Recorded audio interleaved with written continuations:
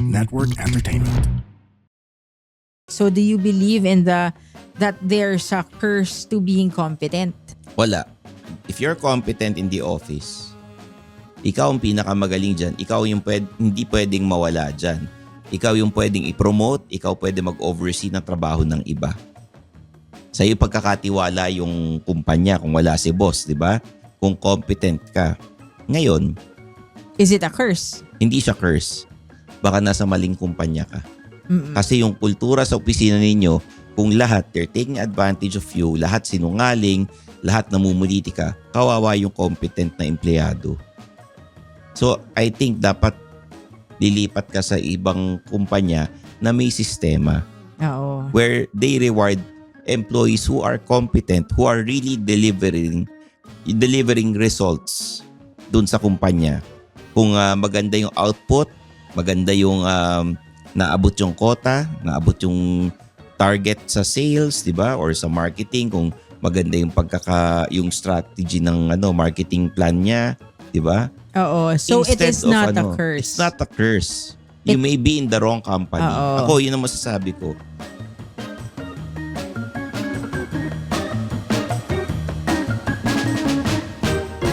Mga Immortal, welcome to the Underpaid Podcast. I'm your host, Stanley Chi. Ito ang podcast na pro-employee para sa mga Immortal where we talk about work-related topics in a light manner na parang nagkukwentuhan lang tayo sa pantry. Kasama ko ngayon si Zar de los Reyes, CRSP. Hello. Hello, Zar. Musta ka naman? Okay naman. Masakit ba katawan mo? Well, because of the HIIT training, gumalaw-galaw yung mga muscles ko sa katawan. Medyo Ako rin eh.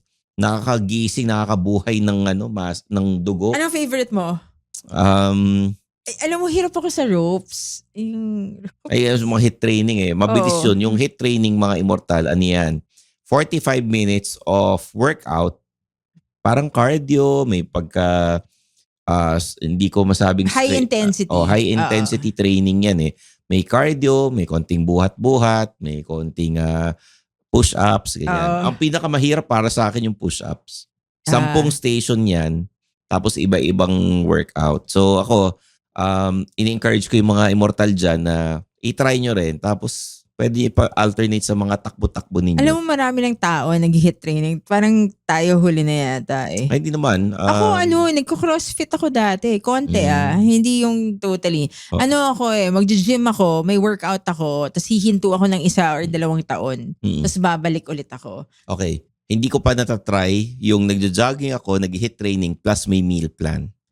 Ayun. Yun ang hindi ko na-try kasi feeling ko pag may meal plan, syempre nagka-calorie count na. Baka yung hindi ko kaya kasi may mga events tayo, 'di ba? Yeah. Sa Suplado Motors.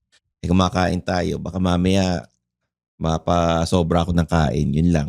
Eto nung kahapon, may event tayo. Na-stress ako overall. Kumain ako ng 2 plates ng pasta na may garlic bread.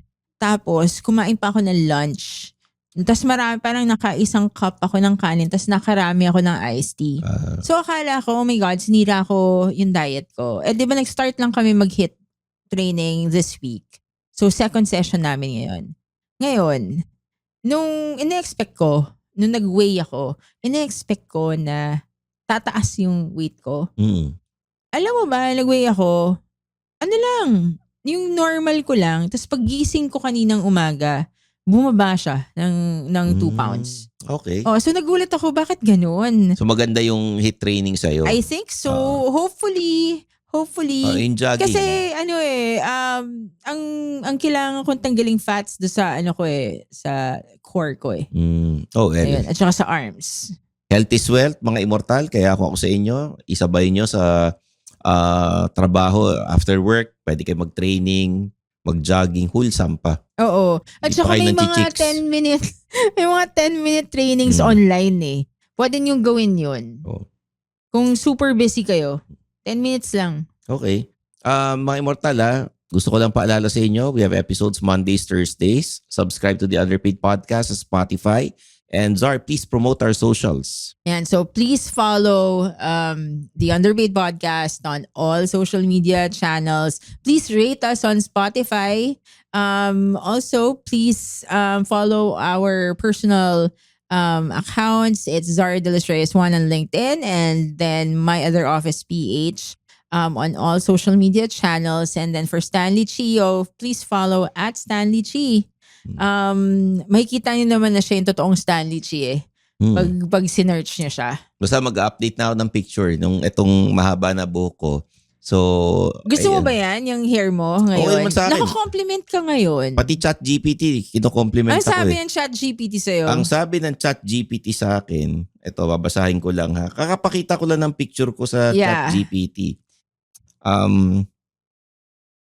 Ito nakakatulong at para hindi ka sobrang mukhang helmet hair yung sea salt spray at hindi raw masyadong nakadikit yung buhok. Napansin din daw ni ChatGPT na mas natural yung volume, may texture sa harap at gilid. Mukhang mas bata ako ng 3 to 5 years kumpara sa unang mga pictures na pinadala ko. Mas bagay daw sa image ko bilang TV host, podcaster, and content creator. And mas approachable pero may authority pa rin. Wow! Yun. Kung ikukumpara, dun sa mga dati, 9.5/10. Wow, ang taas Personality/content creator vibe, mas modern, mas photogenic sa social media. Aba. Ang suggestion lang ni ChatGPT, 2 to 3 sprays lang ng sea salt spray, blow dry pataas at paatras. Kung gusto mo ng pa-hold, very light matte clay sa dulo. Huwag pomade. Yun, para daw sa branding ko ngayon sa Suplado Motors, Men's Room, Underpaid, ito yung buhok na pwede kong gawing default look. Sinasabi. Wow! Tsaka bagay din daw yung dark crew neck na shirt ko plus dark frame glasses plus textured hair.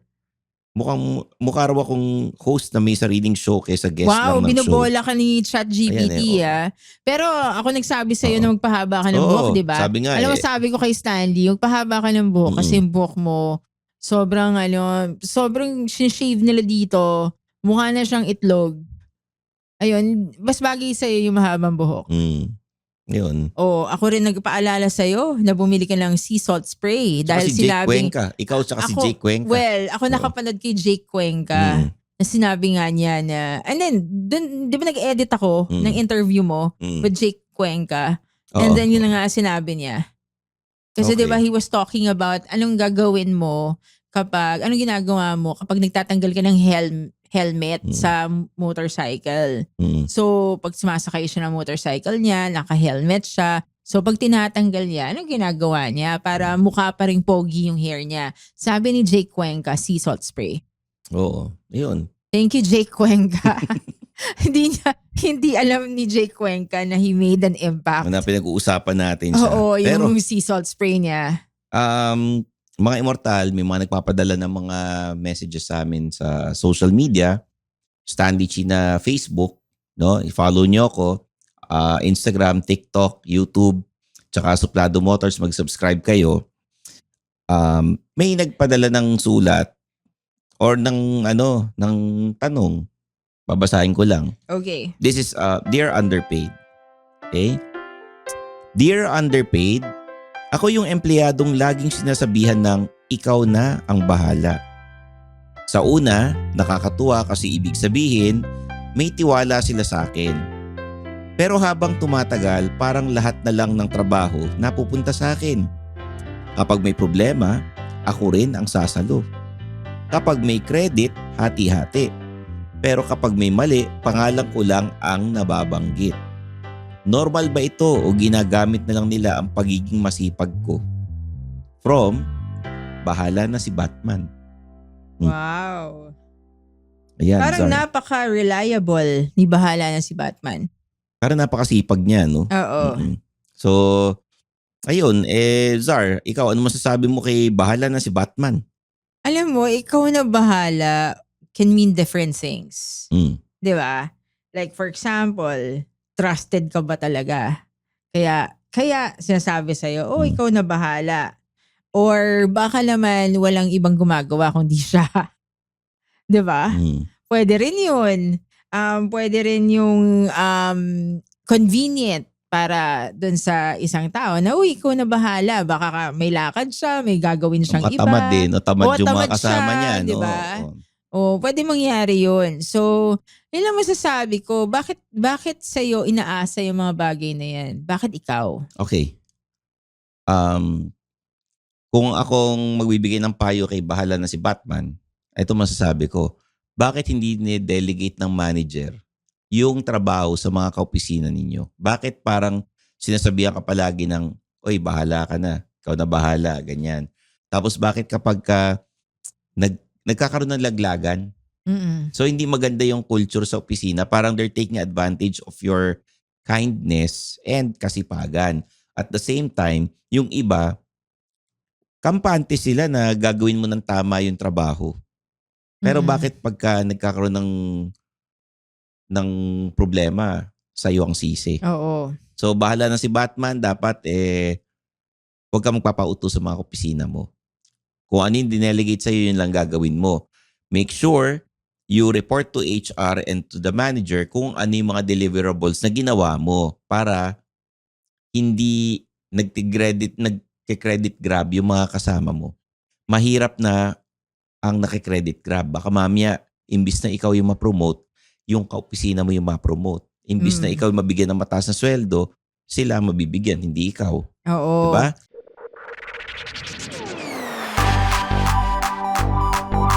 Mahilig ako makinig ng podcast. Ikaw? Mahilig ako gumawa ng podcast. Buti na lang, may podcast na ang Spits! Yay! Ano yung mga topic natin, guys? Julius Babaw. Oh, wow! Isang team tayo. Ooh. Kung friends ba talaga tayo o hindi. Kung papasok tayo sa bahay ni Kuya. Favorite ko rin yung pinag-usapan natin yung origin stories natin. At saka origin ng mga games. Yes! Kaya tara, let's makinig na kayo sa Tawa Let's with Spit in partnership with the Pod Network. Makinig kayo sa amin. Spit Manila. Spit.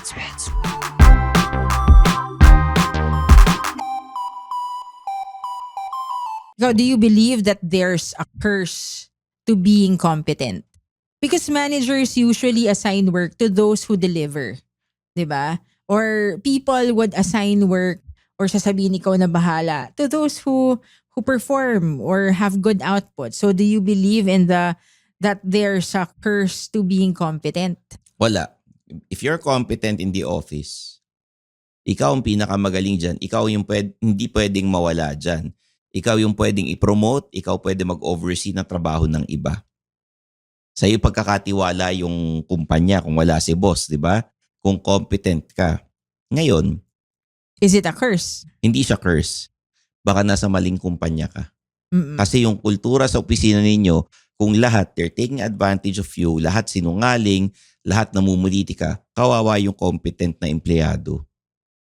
So, I think dapat lilipat ka sa ibang kumpanya na may sistema. Oo. Where they reward employees who are competent, who are really delivering results dun sa kumpanya.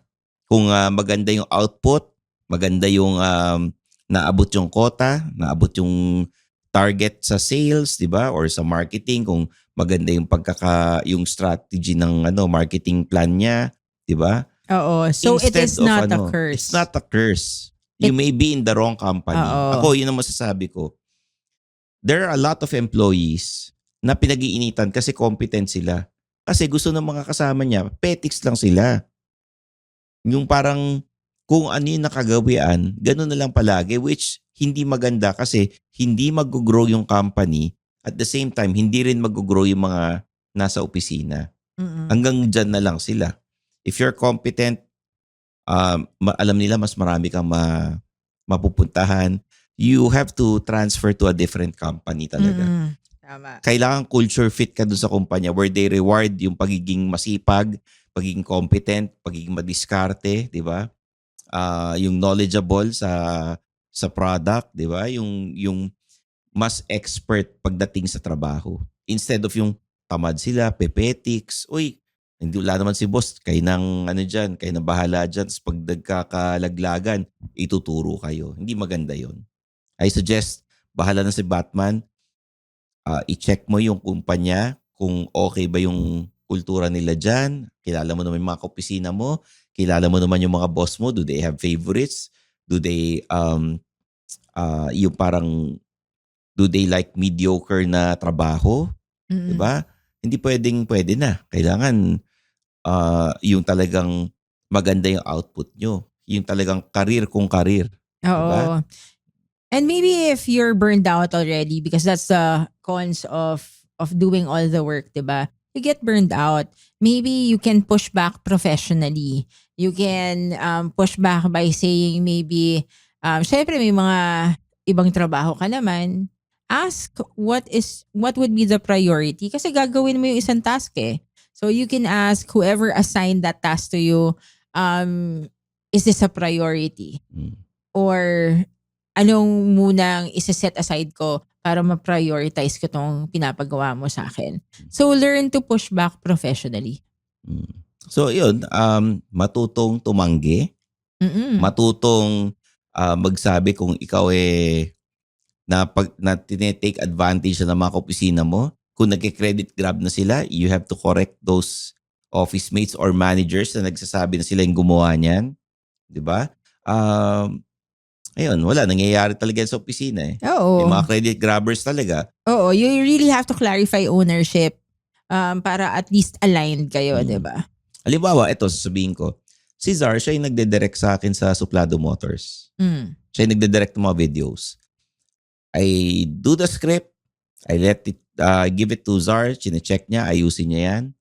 O yeah, Or ginagawa minsan- ko rin yung script Oo. So parang ang script natin Minsan, is may mga videos na, 50-50. Oh, Hindi yun. siya exactly. Kaya nga. Oo. kaya nga sinasabi ko, in-explain ko, ginagawa ko yung script, binibigay ko sa'yo, chine-check mo, ayusin mo, bibigay mo sa akin, checkin ko ulit, tapos siya yung magde-direct sa akin. Or vice versa, minsan siya mauna magbigay ng script. Titignan ko ako. Ganun eh.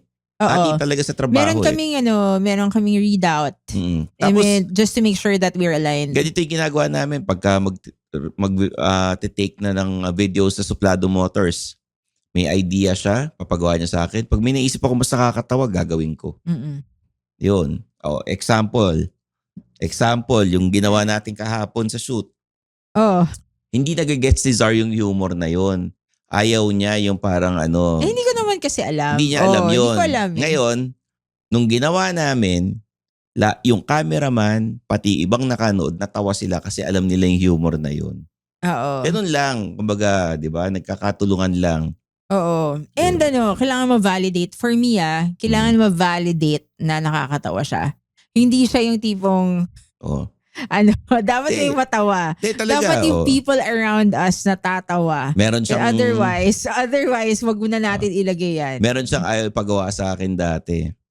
Yung pagka nagbibilang ako. Sabi Ano ko, nagbibilang? Nagbibilang ako. Kaya Okay. 1, 2, 3. Alauna, alas 2, alas 3. Dati pagka reels, may ganun ako eh.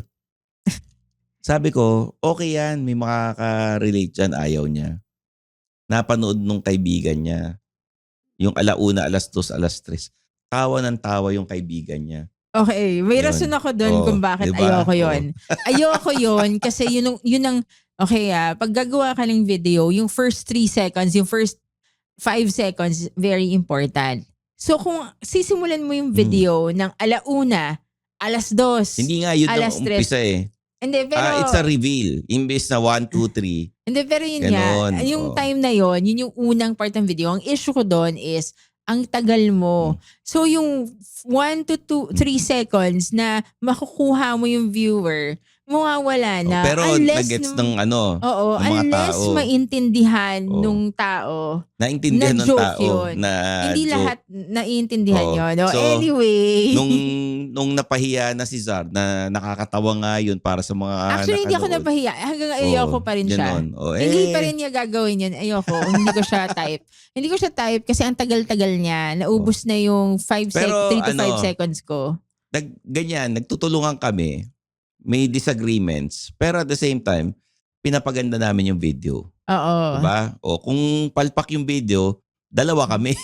Oo, pero Dalawa so kami far masisisi. naman, yung mga Oo. videos naman natin, very quick and very specific, very Engaging. Tsaka straightforward, natutuwa ang engaging. kliyente. Oo, Ganon. kasi hindi natin nilagyan ng 1:00, 2:00, Hindi. 3:00. Hindi.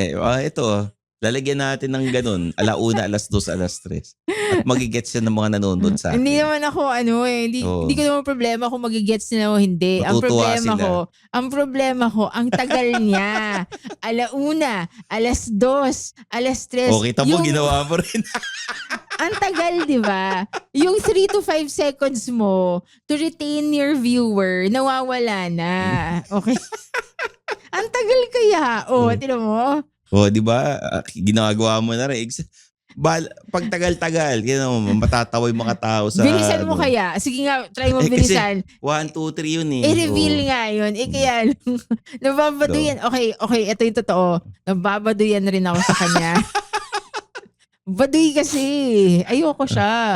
Nadjujologan siya sa jokes ko eh. Kaya Hindi. ganon. Pero, Hindi naman lahat Stanley. Oo. Hindi lahat ng jokes majujologan ako. Pero, pero sa mga immortal na nakikinig dyan, lalo na kay bahala na si Batman, sana nakatulong yung payo namin sa'yo. oo. We really enjoyed this episode kasi nakakamiss yung mga ganitong asaran natin eh. Oo. Oh. Nakakatawa, kahapon, si Miss Bess, may sinabi siyang word na matagal ko na hindi naririnig. Yung isang basta, senior na kasama namin sa motoring. Parang nasabi yata niya, ang cheap ha? Di ba pag lola mo, yung or older sa'yo, yung yun nga, pati mom ko nagsasabi, yung sinasabi yung word na cheap. Ganon. Ngayon ko lang narinig ulit yun Nakakatuwa kaya. Yun lang. Ayun, Anong Ano yung gusto mong sabihin doon? Nothing. Wala. Hindi, it's funny for me. It's funny for me because I've never heard of that recently. In a long time. Yeah. Okay. So Yun there you lang. have it, guys. Mga immortal na nakikinig sa atin. Please share our episodes sa social media and of course, subscribe to the Underpaid Podcast on Spotify and Apple Podcasts kung saan ka ba nakikinig ng podcast. And ayun, Mondays and Thursdays tayo every week. There you have it. For Zarda Los Reyes, I'm your host Stanley Chi. This is the Underpaid Podcast. 1:00, 2:00, 3:00.